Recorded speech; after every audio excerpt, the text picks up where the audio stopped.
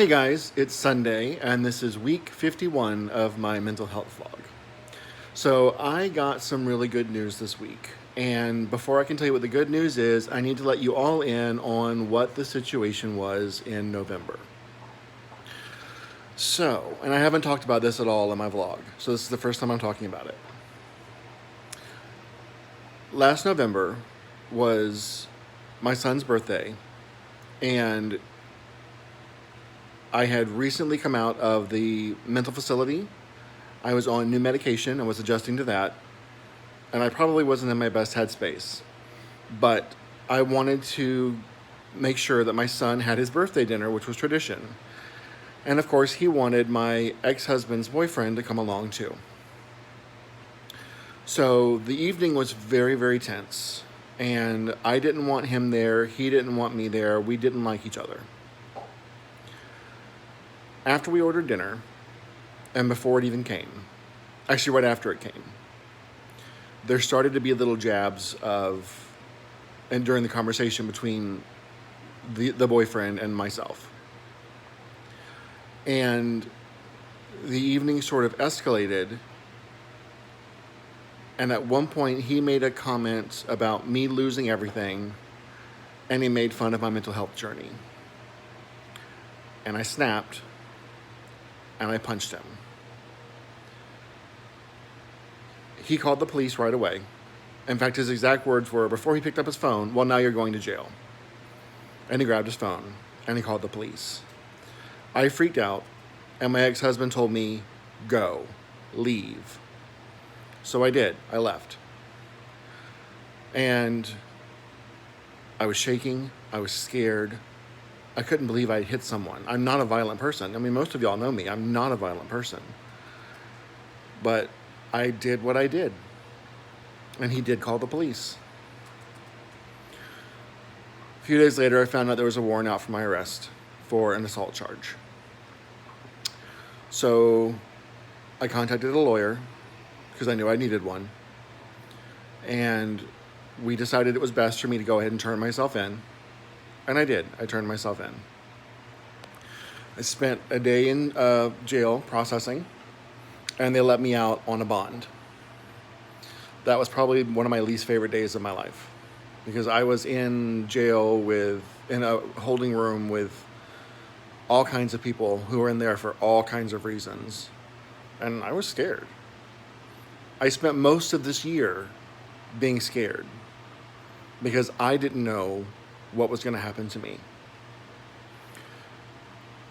I had a court date set for January. It got reset. I showed up. It got reset to March. My March court date got reset to June. My June court date got reset to September.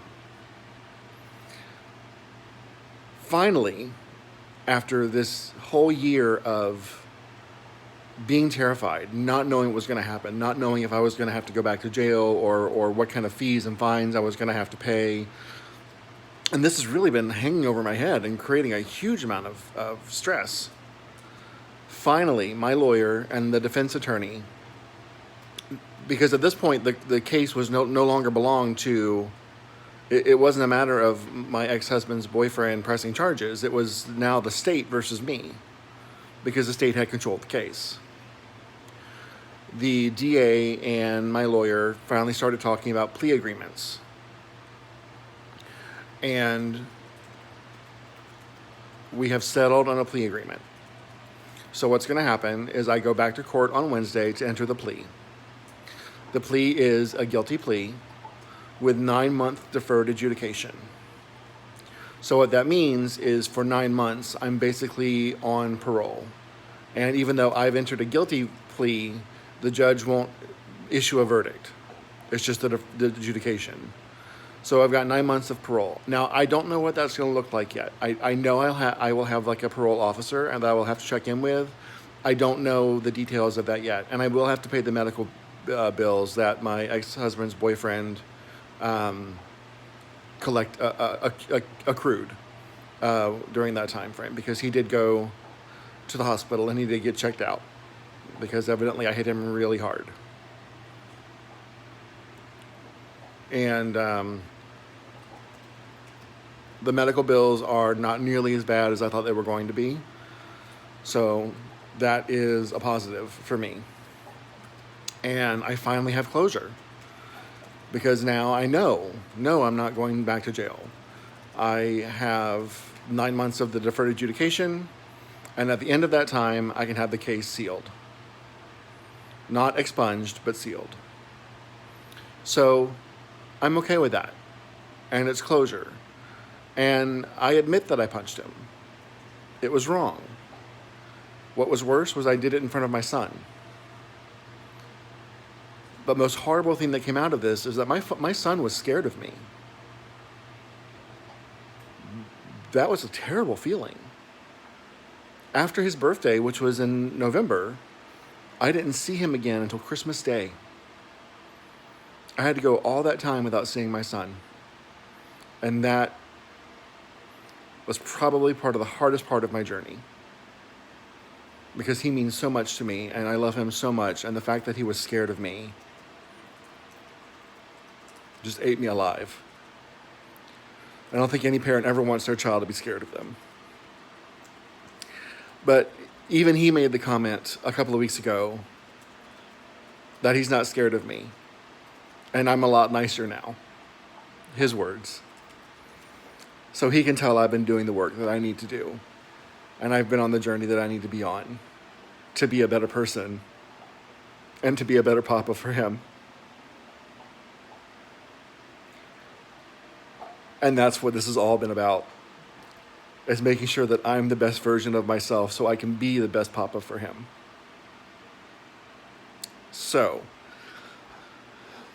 that's what happened in November. That's what's been hanging over my head. And that's the resolution that I got this week. And guys, it is a huge weight to have lifted off my shoulders. I can't even begin to tell you how good it feels. The rest of the week has gone really, really well. I got to see a friend of mine on Tuesday that I haven't been able to see in a while because they've had some issues going on. And I was very happy that I got to see him. He looks really good. So that was nice. And on Wednesday, I had a really nice date night with my boyfriend. I always enjoy our time together. And on Friday, I got to see my son. I actually got to go and see him do Taekwondo in the dojo, which was really nice because I haven't been able to see that since before COVID. I haven't actually been able to see that since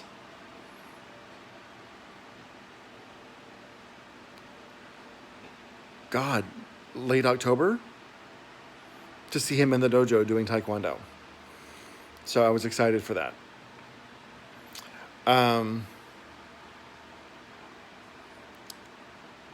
And then I got to spend Saturday night with my boyfriend. And just a quick comment to the video a couple of weeks ago. The physical things that we were working through, we've made really great progress there. So I'm not going to go into too many details, but we've made really great progress with our physical relationship. And last night we had a really amazing date night. We went and got really good Japanese food, and we watched a documentary called The Social Dilemma, which is incredibly depressing. And then we played some cards, had some drinks, and then went to bed. It was just a really nice night. And then woke up today and had cinnamon rolls and got coffee, and then we're going to go visit a friend of his and her newborn baby here in a little bit. So a good week overall.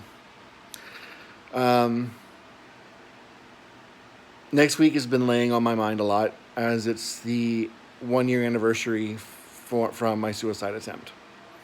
So that's something that I've been thinking about, and I may talk more a little bit about next week, but it's something that's on my mind.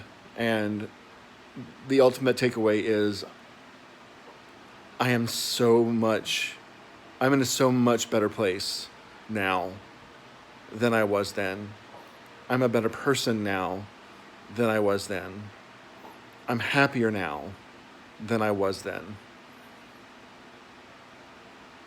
I'm really glad I got a second chance, because a lot of people don't. I'm very lucky.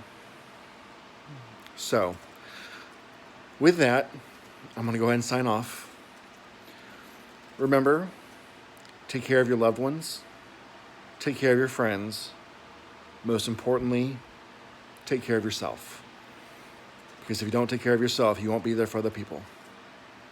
All right. I love you guys, and I will see you next week. Bye.